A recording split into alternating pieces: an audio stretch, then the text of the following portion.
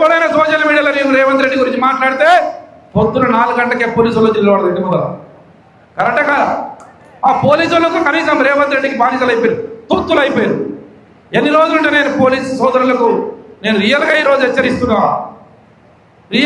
హెచ్చరిస్తున్నా, తప్పకుండా ఈ పనిచేసినటువంటి ఈ కందనూరు జిల్లాలో పనిచేసినటువంటి ప్రతి ఎస్ఐ, ప్రతి సిఐ, ప్రతి డిఎస్పీ పేరు రాసి పెడతాం.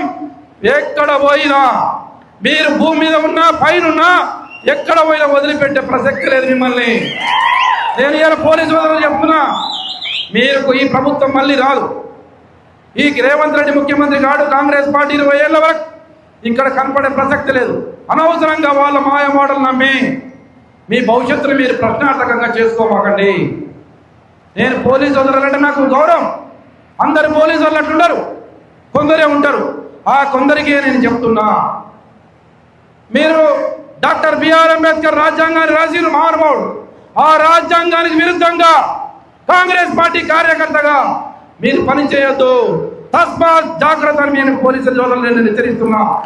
ఇప్పటికైనా మీరు మార్పు తీసుకోండి, న్యాయం చూడండి. ఎవరి న్యాయం ఉందో వాళ్ళకు మీరు సపోర్ట్ చేయండి.